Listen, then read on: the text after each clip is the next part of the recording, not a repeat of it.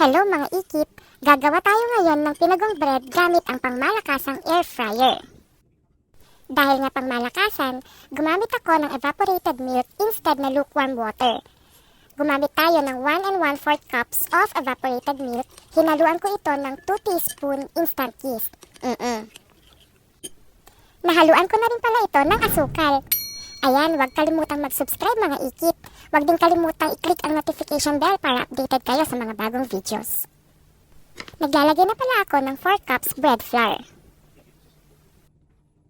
Isama na rin natin ang 1/2 cup milk powder.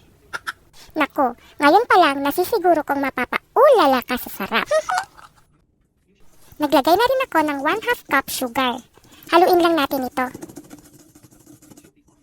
Sige, halo lang ng halo mga ikip. Pag nakaramdam ka na ng ngalay, ibig sabihin tumigil ka na. Ihalo mo na rin dyan ang 2 tablespoons of butter. Samahan mo na rin siya ng salt. Isama mo na rin ang 2 egg yolks, saka mo halu-haluin.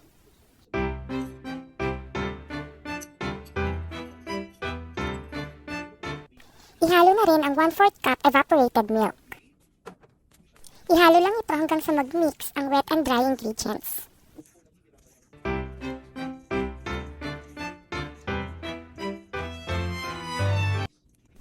Isama na rin natin ang yeast mixture na ginawa kanina.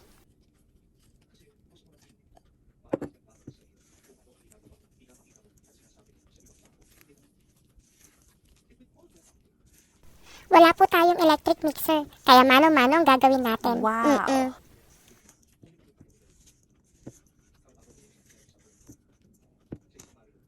Ayan, kailangan na talaga natin gamitin ang ating mahiwagang kamay. Ilaban mo yan. Ginusto mo yan eh.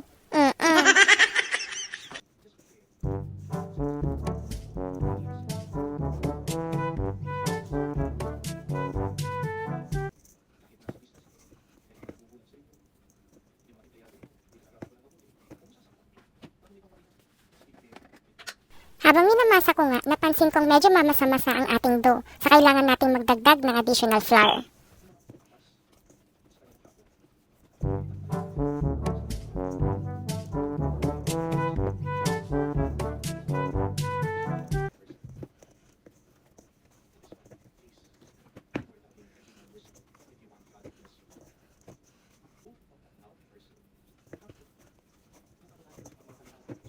Sige, Laverne Mare!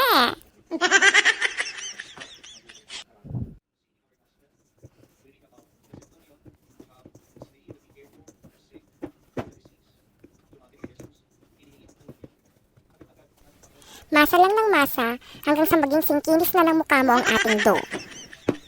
Pagod na ako mga ikip. Pwede na to? Lagyan na natin ng butter ang ating container. Pati na rin yung dough.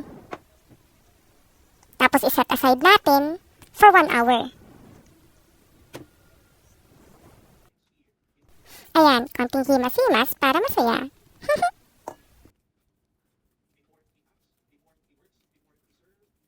Kapag sinet aside, takpan lang natin ito ng good morning towel. Ay, hindi pala. Wala pala akong good morning towel.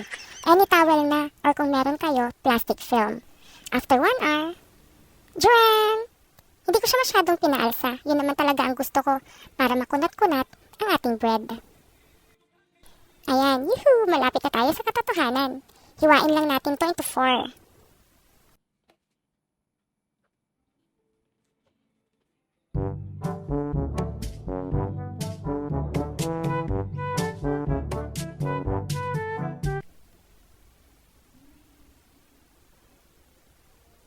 At this point, konting himas ulit. Tsaka natin ito hiwa-hiwain. Gayahin niyo tong recipe ko guys. Masarap to, promise.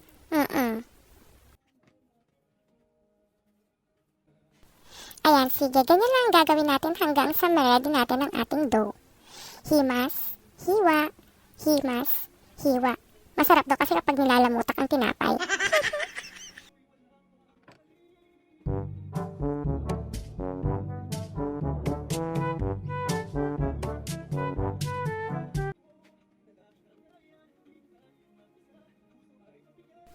Ayan, Yan, ganyan nga. O pwede na yan. Pwede na nating ilagay sa ating tray na merong parchment paper.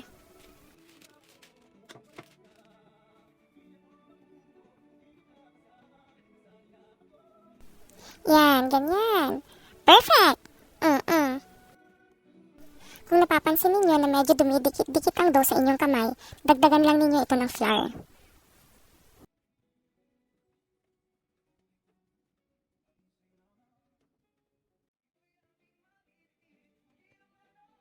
Ayan, ganyan lang ang gagawin natin hanggang sa maubos lahat ang ating dough.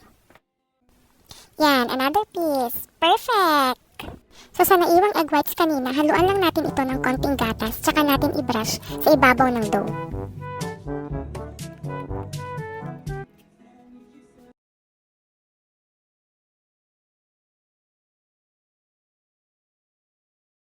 At dahil pinagong bread nga ito, hihiwaan natin ang ating dough. O ano, korteng pagong ba?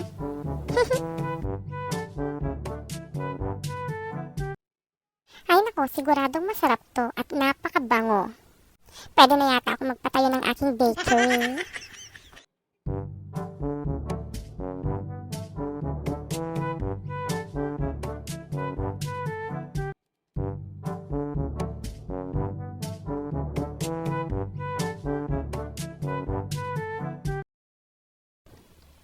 Ayan, brush lang natin ng butter ang ating air fryer.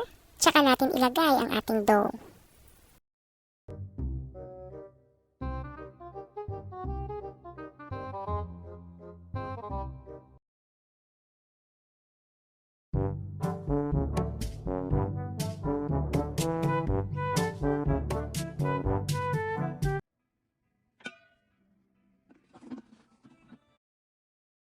Yan o, lapit na talaga sa katotohanan. So, sinet natin 150 degrees into 20 minutes. After 20 minutes, Jiran! Oh my gosh, ang sarap talaga, mangiikit. Hindi yan sunugan, yan ang masarap na pagkakaluto. Isunod na rin natin ang ibang dough hanggang sa maluto ang lahat. Yan. Pasensya na kayo guys. Hawak-hawak ko lang kasi yung camera. Kaya ganyan. Pero perfect ang pagkakaluto niya. Naku, napakasarap nito sa kape guys. Pwede rin sa Coke, sa Pepsi, sa Royal, o kung ano mang gusto ninyo.